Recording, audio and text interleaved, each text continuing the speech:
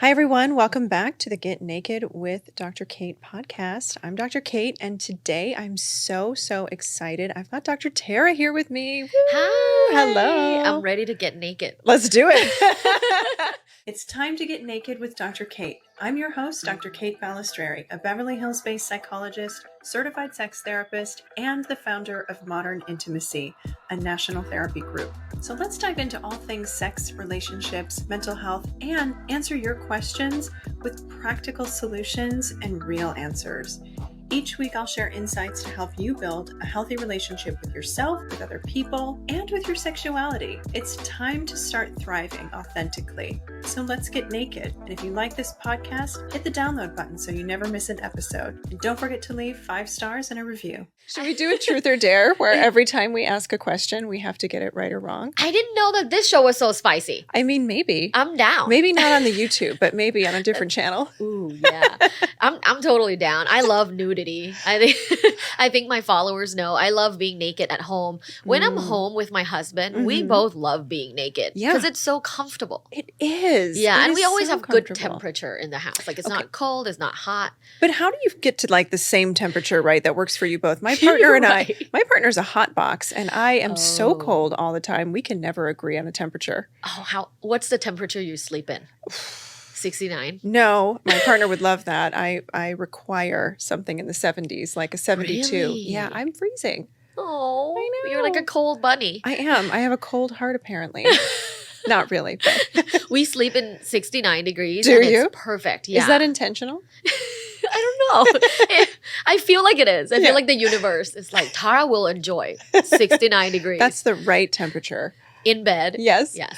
That's amazing. Well, Tara, you have an amazing career, and it's taken you a while to get here, and you had some interesting sort of journey Yeah. on the path. Can you tell us a little bit about what you do? You have all of your incredible social media, which, by the way, I'm Yes. totally addicted to. Thank you. And then you're a professor of Yes. sexuality, Yes. and you have some courses, and you're the host of a TV show. Like, Yes. what don't you do, girl? Seriously. Well, to be honest with you, what don't I do is this year I don't do any coaching. Oh, Yeah. So okay. I'm planning to launch my course to help the mass. But when people, when people inquire for like one-on-one coaching, I usually say, go to Dr. Kate. Oh, well, thanks. Or your firm. How do you call it? Is it like a firm or because there's Our multiple? practice, Modern Intimacy, we're a Yeah. practice. So Practice. I have about 15 providers right now who are working with me, Nice. which is really amazing. And some of them take insurance. No, we don't take insurance, but we do offer a super bill. But we have sliding scale rates, and Oh, wow. we're offering therapy right now in 8 states, and soon that will be 10. So we're Wow. growing, and we do have a couple coaches on staff who see people internationally. So it's definitely an incredible group of humans. Like, I just couldn't be more excited about my team. That's amazing. Yeah. And also to like expand to other states and other Yeah. countries, and also have, apart from psychologists and counselors, also have like coaches, Yeah. right? Because I know that there are boundaries for Yes. therapists, that perhaps like coaches can be a little bit more non-traditional. That's cool. Yeah, thanks. Yeah. Thanks. It's been definitely a labor of love. So you're a sexologist. Yes. Walk me through the path. How did you get there? What made you Ooh. decide to do it? Yeah, so my story has just been a bunch of different random things together. Okay. It wasn't like a direct shoot of like a path. It wasn't like I was in college and I realized I want to be a sexologist. So first and foremost, like I'm originally from Thailand. I think it's easy for people to assume like, oh, Thailand's so progressive. I've seen Hangover, or like there's ladyboys everywhere. Like Thailand's very sexual and sexually progressive, and I always want to correct people so you understand truly where I'm coming from, but also like my culture. Thai culture is very conservative, and we're 90% Buddhist. And on top of that, I went to, throughout my whole young adult life, an all-girls Catholic school. You did? Yeah. Oh. Did you go to a Catholic school? I didn't. My parents put me in religious classes, though, and I got kicked out. I'll leave it at that. You got kicked I out? did. You got kicked out of a religious class? Yeah, from CCD. I couldn't stop arguing with the nuns. That's so funny. Yeah. Well, my principals and like the people at school were nuns. Mm. Yeah. And to give the listeners a little bit of context, like these are schools where you have to wear skirts covering your knees, wear long sleeve covering your wrists. And if you don't do so, every day you get punished. So you get like a ruler on the hand, like a hit on the hand, or you have to stand on one leg in the sun. Yeah, I know. It sounds Extreme crazy to people punishment. here because it's like, it sounds like it shouldn't be, you know, legal or accepted, but it's actually pretty common. I mean, it was pretty common in the U.S. a few decades ago, too. I'm 35. So when I was young, I think it was more common. Yeah. So, yeah, that's like the context of how I grew up. But I was always a naturally inclined sexual person. Even when I was a kid, like 11 years old, I would use the handheld bidet, like extra time on my clit because it felt good. I had no idea what it's called or what sex was. I was 11. Yeah. But I was always kind of interested in these exploration. And then came the dial-up internet and watching porn, you know, and gaining all of those falsy narratives and education from porn. How old were you when you first started watching porn or knew what it was? 13. Okay. Yeah, I was in middle school. Yeah, and I just... How did you figure it out? So my parents got us a computer, me and my older sister, and it was a huge computer. Do you remember? I do. Yeah, I do. and it goes when it connects to the internet, and when you download a video, it buffers. So back in the days, there were these like forums on the internet where like high school students and some middle school students will go on, and it's like a forum chat talking about like hot girls in this school or like top 10 like hot guys from that school, right? So I was on that forum. People were posting some of these links on these forums. Wow. So I then click on the link and bam, was like a gangbang. Oh my gosh. Yeah. Talk about flooding your 13-year-old brain. Yeah. Wow. Yeah. So I was exposed to these like very extreme ideas of what sex should look like. So I would say like up until I was 25, I thought sex should be like super intense and like sexy and the vibe that a gangbang gives you, like whatever vibe that is. I mean, there could be lots of vibes. Different kinds of vibes for sure. That's true. But a lot of like, I would say contextual violence. Yeah. And intense feelings and a lot of like intense like holes, a lot of penises. So that was like 13 and seeing that, but then during the day go to the school with the nuns, and then I would say like 2 to 3 times a week we go to the temple because my parents are very religious Buddhists. So there's just like a mix of very confusing things in my life. So many different messages. So many. I could imagine being 13 and just being like, what is this sex thing? What am I supposed to do with it? Why are some people talking about it in these really big ways and other people are really shush about it? Exactly. You know, that must have been super confusing. Yeah, and like in a video, because obviously it was like a Western video, like, you know, having a hot like Western girl saying like, yes, choke me, daddy. Like I had no idea. I thought that was normal. So then comes my sexual debut. My first sexual debut was with a girl because I went to an all-girls school. That was pleasant because we were just kissing on the neck, and like I ended up getting fingered. Okay. But my first sexual debut with a guy was very confusing because I wasn't sure then what to do. I didn't have the right script. And at that point, there was zero education in school or from my parents. My parents had never talked about sex. They are the people that forward like the sex scene on like in movies. If we're all watching a movie together in like as a family and there's a sex scene, or if they start making out, my mom will go, "Oh, where's the remote?" and then she will forward it. Mine used to do that too. Really? Yeah. Yeah, I think back then it was pretty common. I think so. Yeah, like I know for a fact that when I become a parent, like I would never do that. Yeah. But I think back then if you have like kind of conservative parents, that's what they did. Mhm. So yeah, I grew up with a lot of confusion, but then I was lucky enough to go to high school in Finland. Oh. Yeah, and then interact with a bunch of different people Mhm. from all around the world, and also the school was co-ed. Okay. So for the first time, I was mingling with boys back then.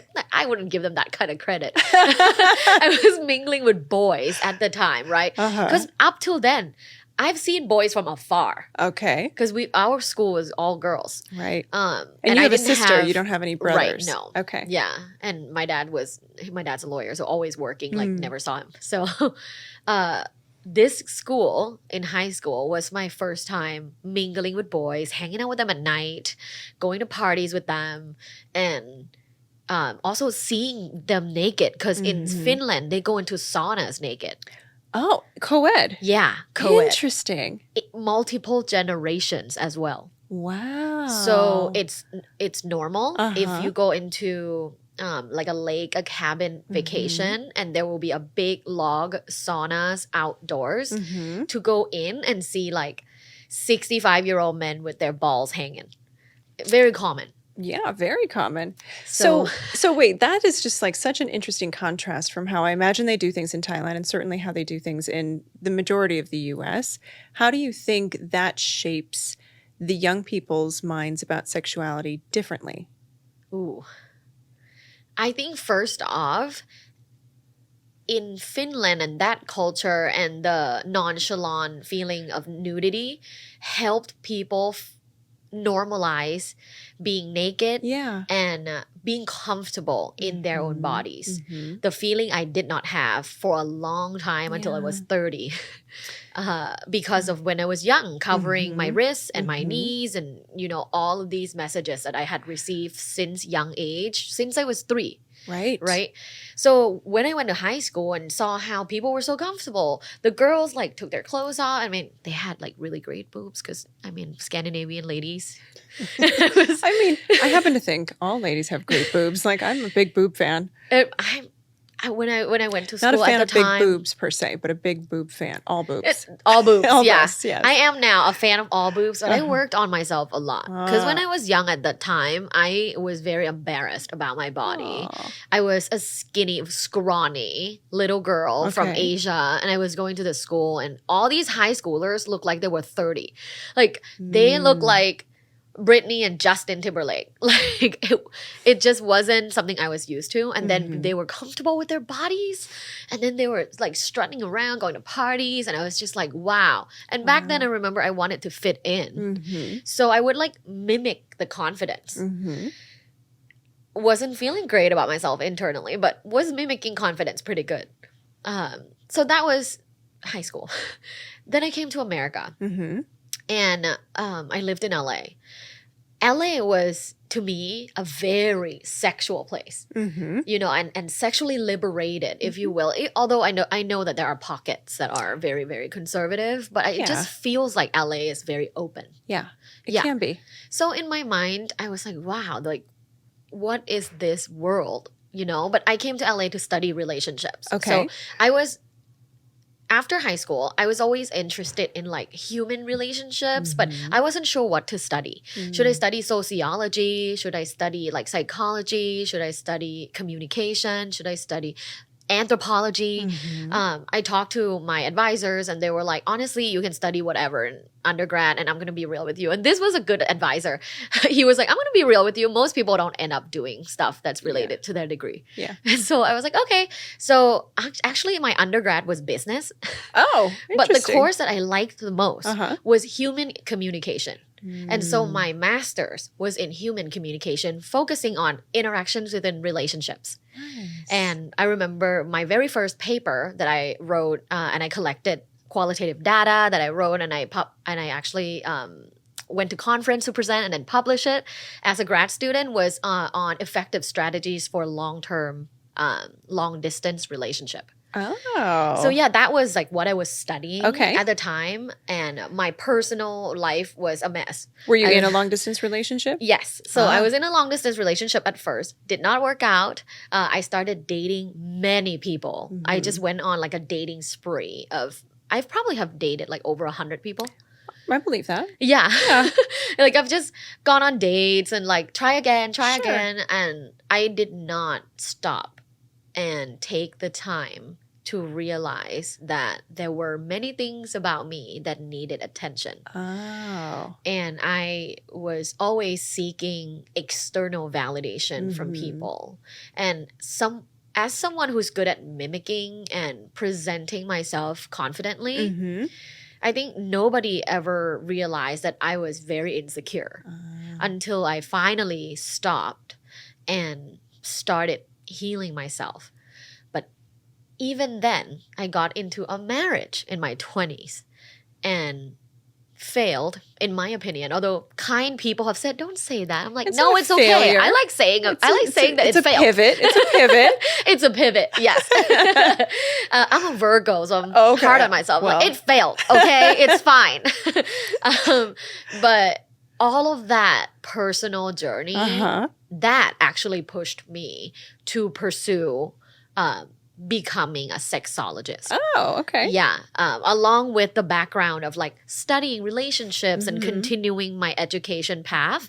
So after my master's, then I got my PhD in relational communication. After my PhD, so 4 years of PhD, I then got my dream job as a tenure track professor at Cal State Fullerton. So then I moved to Orange County. Okay. So moved back to LA, love it because I love LA. And as a professor at Cal State Fullerton, my department and my college, like my dean, they're super supportive. That's amazing. Yeah. So That's great. all of this, like all the things I say on the internet, because some of them are very, racy and vulgar for some people. Well, they're hot. And They're it's hot. fun. Yeah, And it's fun like for you're me. super sex positive. And I love Yeah. that. Like I see your content and I'm like, yes, get it. Yeah, you're Do like, it. yeah, girl. You're like, Let's but I'm go. a licensed therapist. I Can't know. really say that. I have to be a little bit more. I know. I feel very blessed that my department, my dean are not stopping me.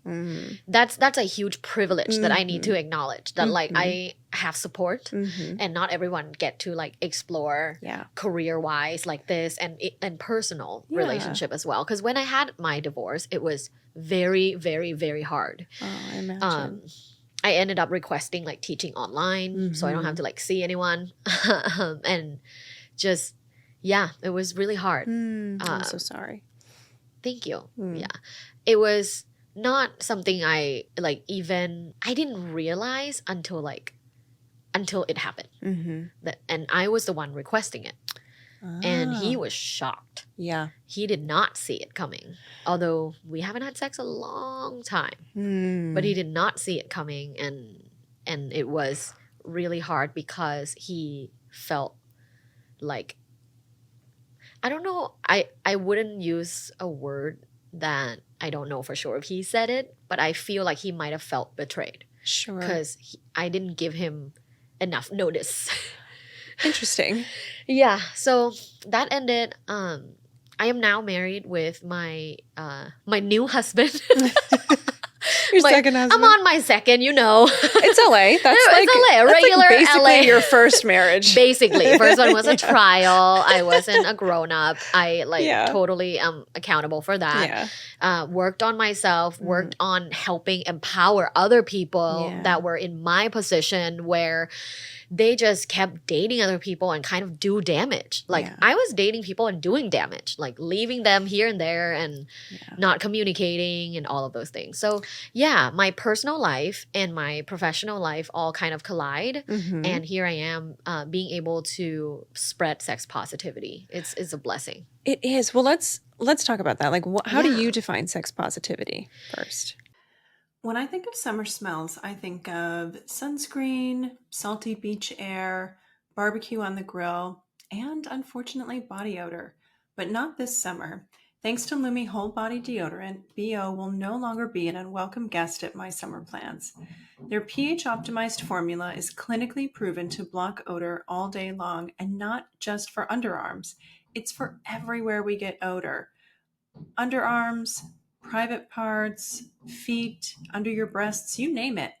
So no matter how hot it gets, you can still smell fresh and feel confident from head to toe. I love Lume because it smells so good and keeps me smelling fresh all summer long.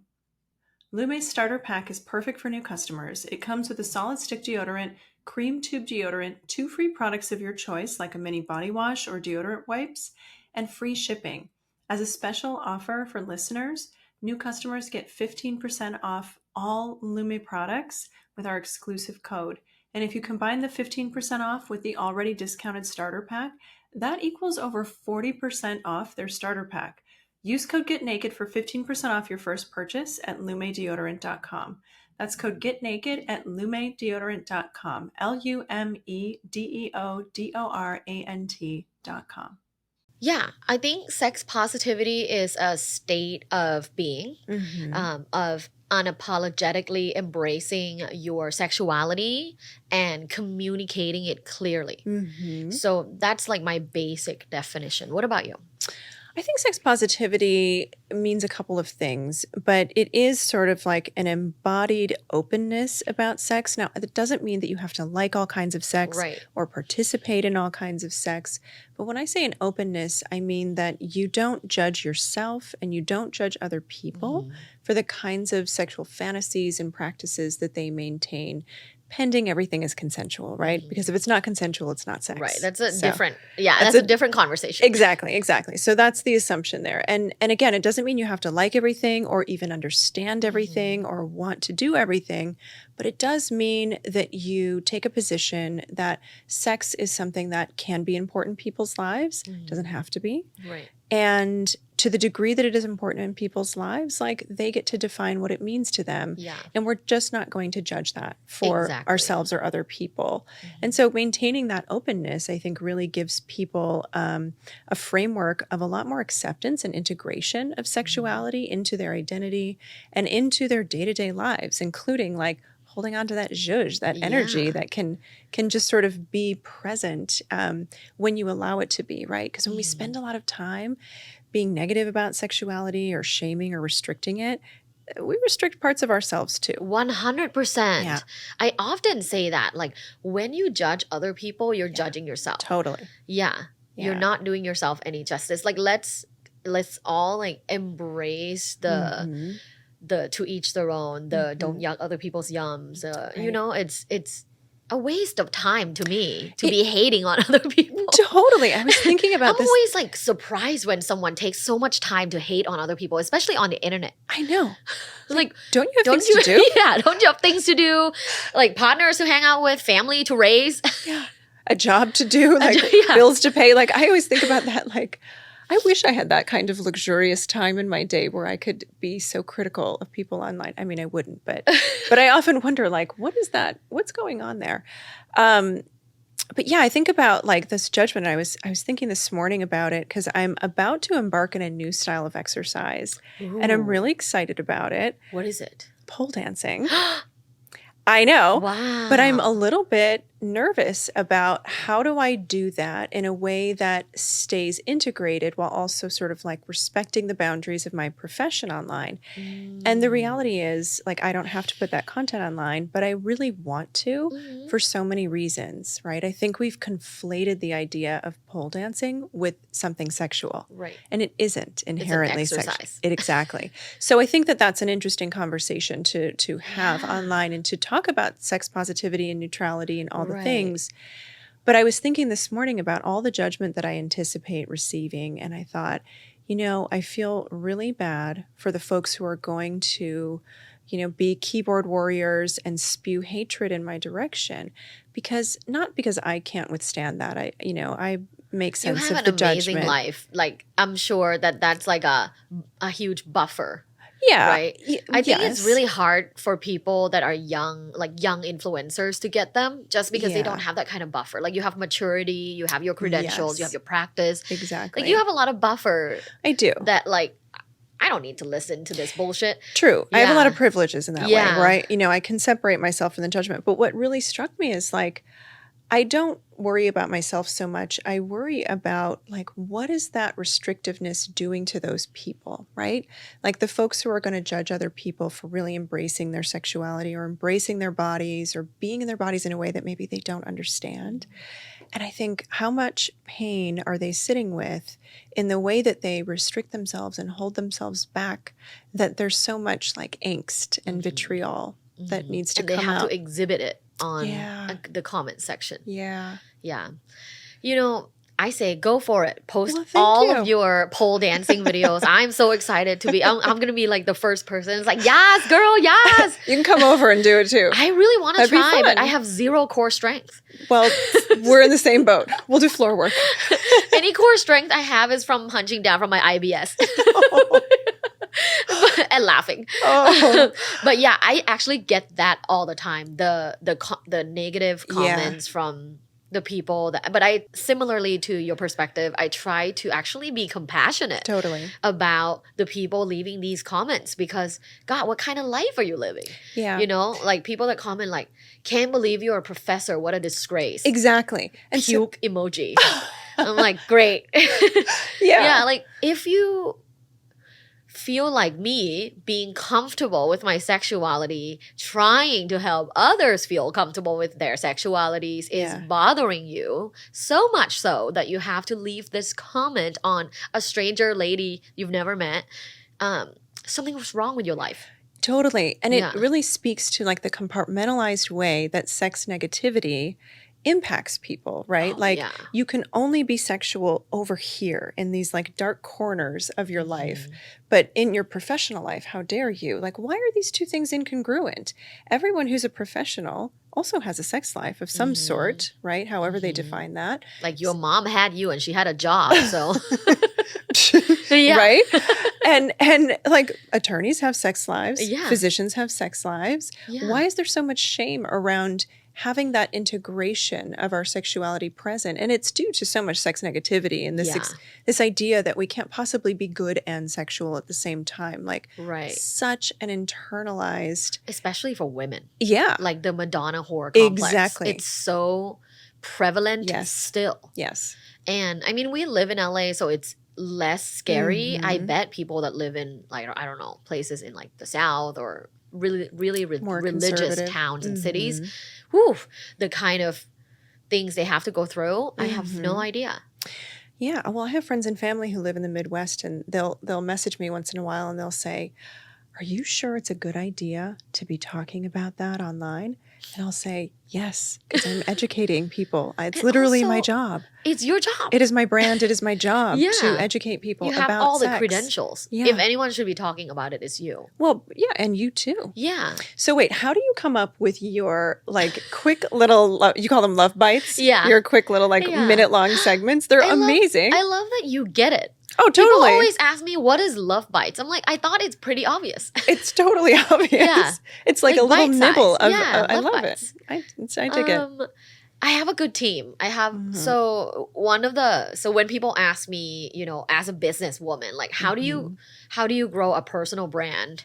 I always say invest in yourself. You have to spend money to make money You and do. grow your business. So yeah, I invested in personnel. Like I invested in a social media manager, editor, social media strategy team, and like podcast producer, a publicist here in the UK because I have the TV show in the UK. So yeah, I spend like all my money back into my business to grow this brand. I'm going to be honest with you. I've never talked about this publicly, but I don't think I've ever made any money yet.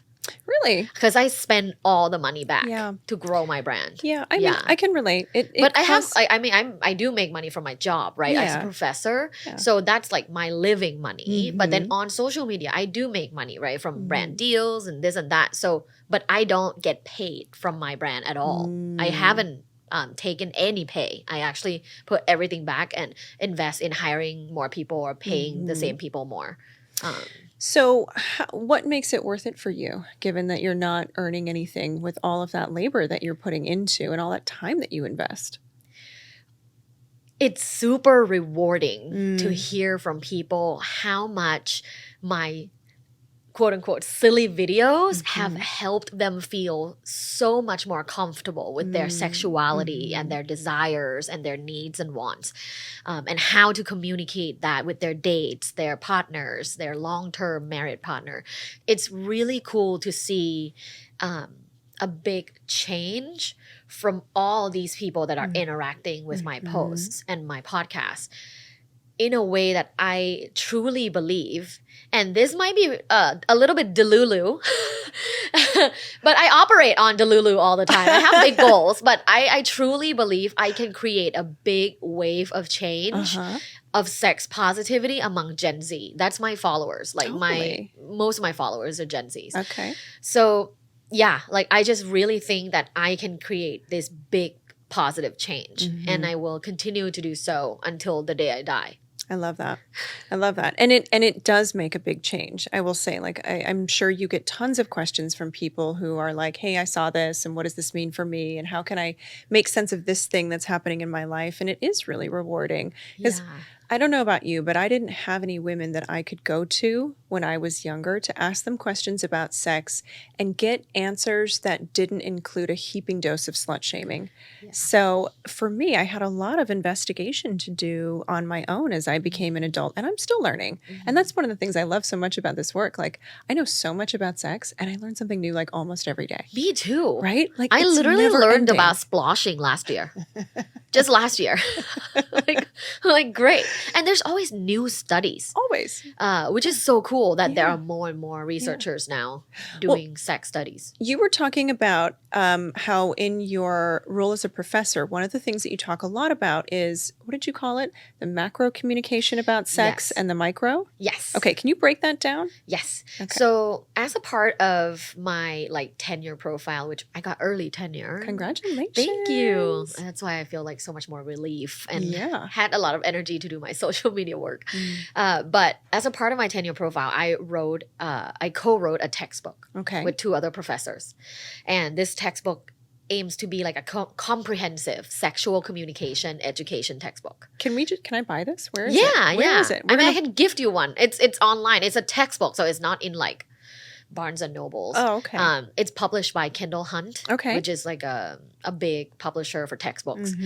I can send you one as a gift. Yes. Yeah, I would love that. It's a comprehensive sexual communication education textbook. And when we split up the chapters.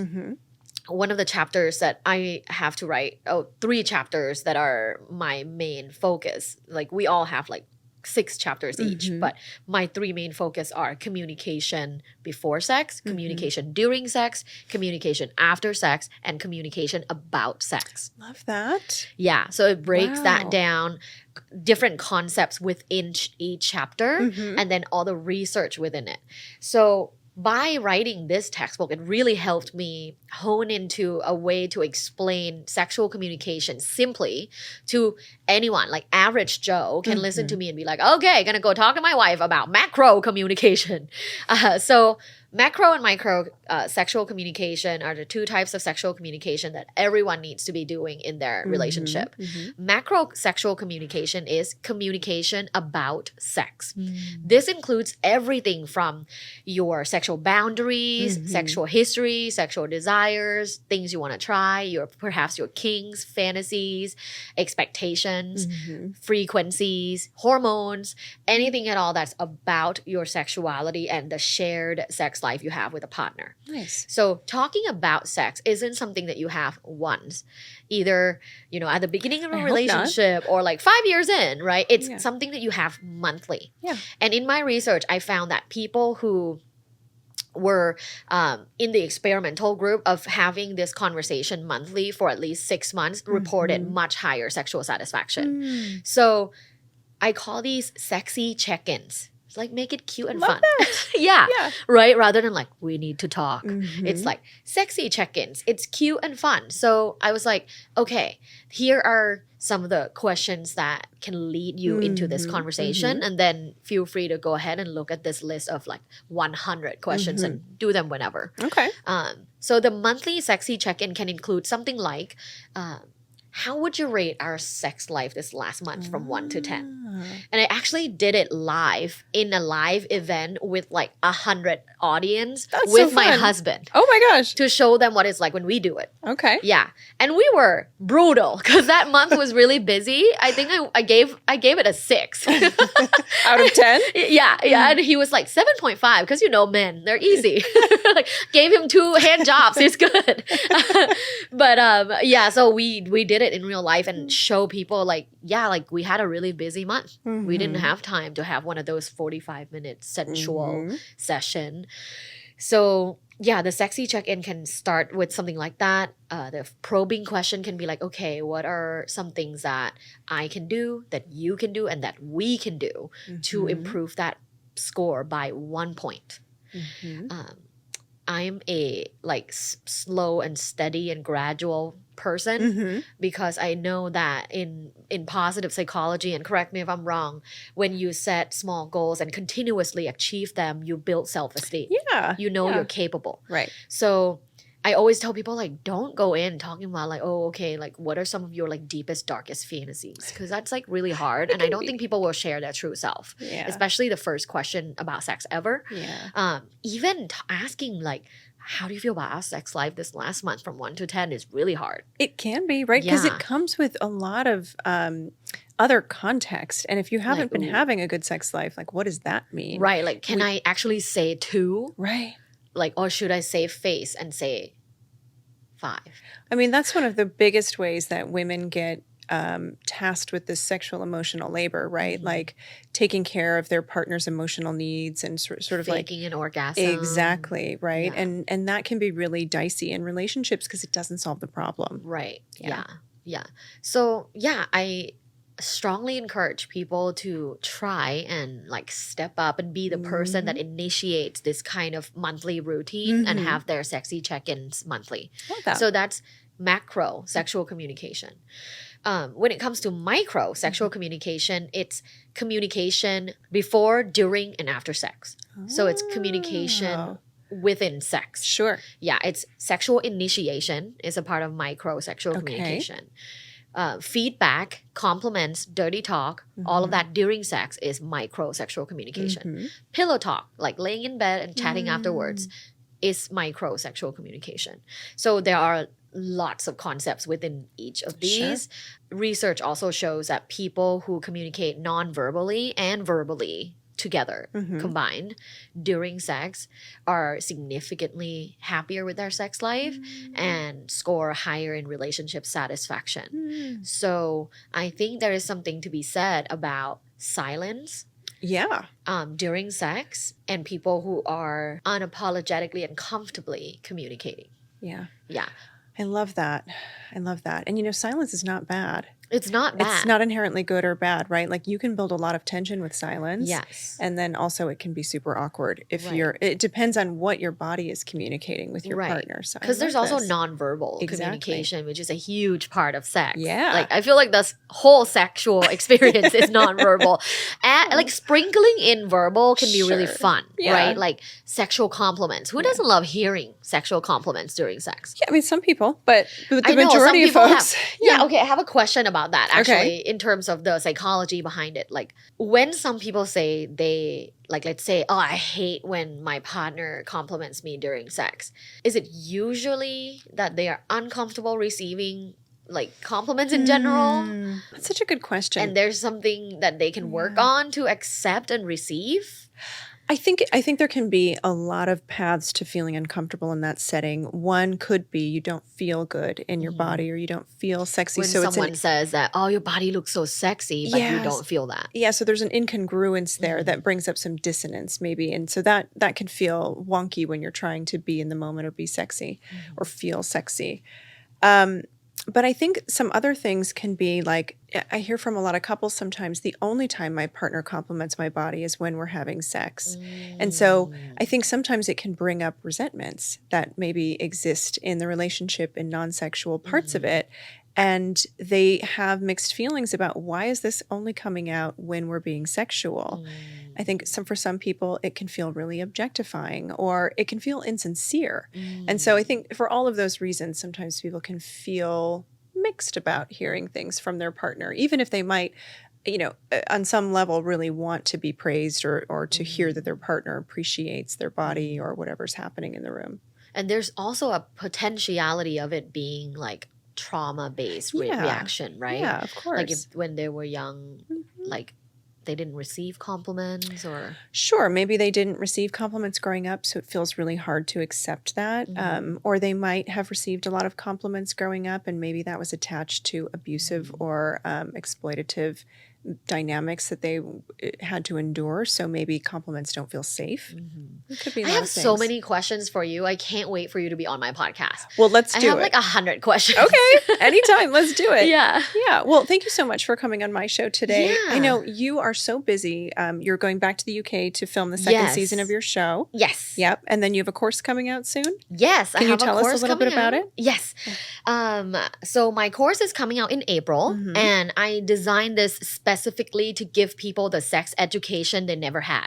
So it is not topical. It's very like a survey of different topics, a comprehensive overview, not like a deep dive in one thing. Okay. So the first course is going to be foundation of sexual well-being and touch upon different topics of just the foundation. And then we'll go into course 2 that's more on sexual confidence and self-esteem. Love that. Because I do think that is the bedrock of like everything else in life.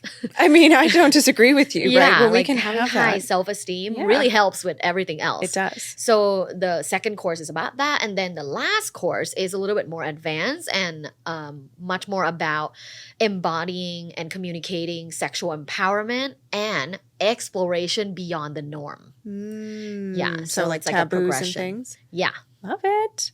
Love it. So where can people reach you if they want to look up your course or if they want to work with you in some way, consume your content? Yes. So my website is LuvBites.co. That's LuvBites.co. And that's also my Instagram and TikTok.